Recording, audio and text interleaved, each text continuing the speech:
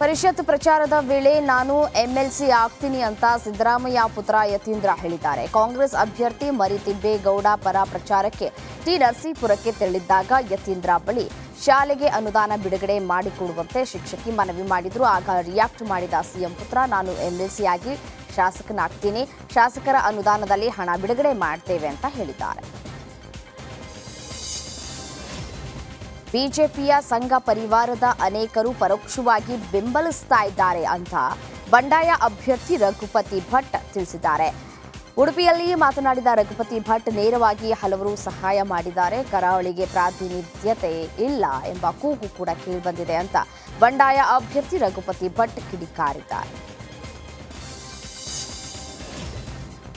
ಲೋಕಸಭಾ ಚುನಾವಣೆಯ ಸುದೀರ್ಘ ಅವಧಿಯ ಬಹಿರಂಗ ಪ್ರಚಾರಕ್ಕೆ ತೆರೆ ಬಿದ್ದಿದೆ. 7ನೇ ಹಾಗೂ ಕೊನೆಯ ಹಂತದಲ್ಲಿ 7 ರಾಜ್ಯಗಳು ಮತ್ತು 1 ಕೇಂದ್ರಾಡಳಿತ ಪ್ರದೇಶವಾದ ಚಂಡೀಗಢದ ಚುನಾವಣೆ ನಡೆಯಲಿದೆ. ಒಟ್ಟು 57 ಲೋಕಸಭಾ ಕ್ಷೇತ್ರಗಳಿಗೆ ಮತದಾನ ನಡೆಯಲಿದ್ದು, ಪ್ರಧಾನಿ ನರೇಂದ್ರ ಮೋದಿ ಸ್ಪರ್ಧಿಸಿರುವ ವಾರಣಾಸಿ ಕ್ಷೇತ್ರಕ್ಕೂ ಮತದಾನ ನಡೆಯಲಿದೆ.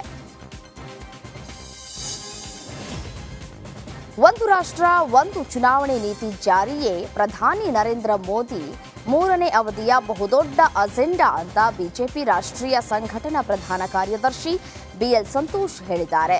ಇದರೊಂದಿಗೆ ಮೋದಿ 3ನೇ ಅವಧಿಯಲ್ಲಿ ಸಾಲು ಸಾಲು ಕ್ರಾಂತಿಕಾರಿ ನಿರ್ಧಾರ ತೆಗೆದುಕೊಳ್ಳಲಿದ್ದಾರೆ ಅಂತ ಬಿಜೆಪಿ ನಾಯಕರು ಹೇಳ್ತಾ ಇದ್ದಾರೆ. ಮೋದಿಯವರ ಜೊತೆಗೆ 302 ಜನ ಬಂದಾಗ ಏನ್ ನಿರ್ಮಾಣ ಆಯಿತು?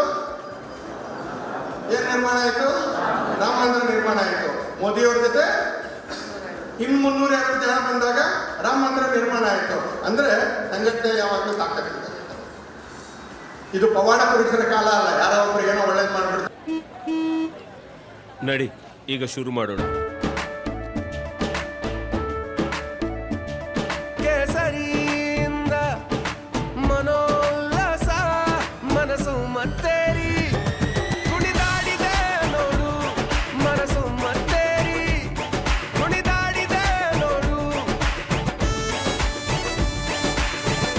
ಕ್ಷಣ ಕ್ಷಣವೂ ಆಚರಿಸಿ ಕೇಸರಿ ಹಬ್ಬ. ವಿಮಲ್ ಬಾಯಲ್ಲಿ ಹೇಳಿ ಕೇಸರಿ. ಇಲ್ಲಿ 10 ಜನ ಒಟ್ಟಿಗೆ ಕೂತ್ಕೊಂಡು ಕೆಲಸ ಮಾಡಬೇಕಾಗುತ್ತೆ. ಸಂಘಟನೆ ಆಕಾಶಕ್ಕೆ ಮೋದಿಯವರ ಜೊತೆಗೆ 302 ಜನ ಬಂದಾಗ ಏನ್ ನಿರ್ಮಾಣ ಆಯಿತು? ರಾಮ ಮಂದಿರ ನಿರ್ಮಾಣ ಆಯಿತು. ಮೋದಿಯವರ ಜೊತೆ ಇನ್ನು 302 ಜನ ಬಂದಾಗ ರಾಮ ಮಂದಿರ ನಿರ್ಮಾಣ ಆಯಿತು. ಅಂದ್ರೆ ಶಾಸಕರು ತಮ್ಮ ಕ್ಷೇತ್ರದ ಅಭಿವೃದ್ಧಿಗೆ ವಿಶೇಷ ಅನುದಾನ ನೀಡುವಂತೆ ಗೋಗರಿತಾ ಇದ್ದಾರೆ. ಆದರೆ ರಾಜ್ಯ ಸರ್ಕಾರ ಪ್ರತಿಯೊಬ್ಬ ಸದಸ್ಯರಿಗೆ ಬಿಡುಗಡೆ ಮಾಡಿದ ತಲಾ 2 ಕೋಟಿ ಶಾಸಕರ ನಿಧಿಯನ್ನೇ ಬಳಕೆ ಮಾಡಿಲ್ಲ. ಈ ಯೋಜನೆಯಡಿ 2023-24ನೇ ಸಾಲಿನಲ್ಲಿ ಕೇವಲ 218.23 ಕೋಟಿ ವೆಚ್ಚ ಮಾಡಲಾಗಿದೆ. ಅಂದರೆ ಬಂದ ಹಣದಲ್ಲಿ ಶೇಕಡ 17.36ರಷ್ಟು ಹಣ ಮಾತ್ರ ಬಳಕೆಯಾಗಿದೆ. ಶಾಸಕರ ನಿಧಿಯ 1.038 ಕೋಟಿಯಷ್ಟು ಹಣ ಜಿಲ್ಲಾಧಿಕಾರಿಗಳ ವೈಯಕ್ತಿಕ ಠೇವಣಿ ಖಾತೆಯಲ್ಲಿ ಖರ್ಚಾಗದೆ ಉಳಿದಿದೆ. ಸರ್ಕಾರದ ಶಕ್ತಿ ಯೋಜನೆ ಎಫೆಕ್ಟ್ನಿಂದ ಸೀಟಿಗಾಗಿ ಕೆಎಸ್ಆರ್ಟಿಸಿ ಬಸ್ನಲ್ಲಿ ಗಲಾಟೆ ನಡೆದು ಹೋಗಿದೆ. ಸಾಗರದಿಂದ ಶಿವಮೊಗ್ಗಕ್ಕೆ ತೆರಳುತ್ತಾ ಇದ್ದಂತಹ ಬಸ್ನಲ್ಲಿ 2 ಹೆಣ್ಣು ಮಕ್ಕಳು ಹೊಡೆದಾಡಿಕೊಂಡಿದ್ದಾರೆ. ಗಲಾಟೆ ವಿಕೋಪಕ್ಕೆ ಹೋಗ್ತಾ ಇದ್ದಂತೆ ಬಸ್ ನಿಲ್ಲಿಸಿದ ಡ್ರೈವರ್ ಸಾಗರ ಪೊಲೀಸ್ ಠಾಣೆಯ ಮುಂದೆ ಬಸ್ ನಿಲ್ಲಿಸಿದ್ದಾರೆ. ನಂತರ ಪೊಲೀಸರು ಗಲಾಟೆ ಮಾಡ್ತಾ ಇದ್ದಂತಹ 2 ಮಹಿಳೆಯರನ್ನ ಕೆಳಗೆ ಇಳಿಸಿದ್ದಾರೆ.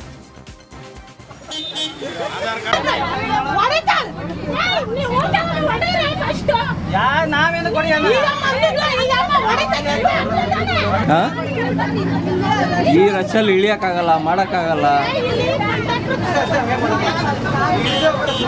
7 ಕಾಲ ಬಸ್ಸಿಗೆ ಬರ್ಬೇಕು.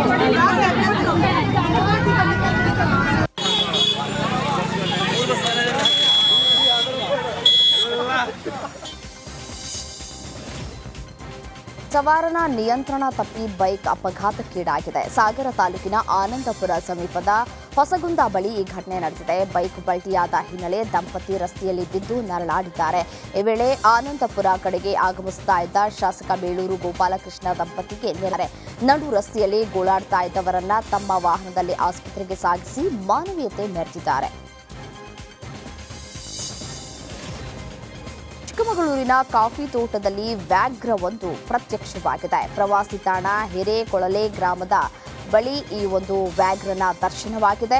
ಕಾಫಿ ಎಸ್ಟೇಟ್ನಿಂದ ಹುಲಿ ಬರ್ತಾ ಇದ್ದಂತೆ ಗಾಬರಿಗೊಂಡ ಟ್ರ್ಯಾಕ್ಟರ್ ಚಾಲಕ ಪರಾರಿಯಾಗಿದ್ದಾನೆ. ನಂತರ ಸ್ಥಳೀಯರು ಚಿಕ್ಕಮಗಳೂರು ಅರಣ್ಯ ಇಲಾಖೆ ಸಿಬ್ಬಂದಿಗಳಿಗೆ ಮಾಹಿತಿಯನ್ನು ನೀಡಿದ್ದಾರೆ.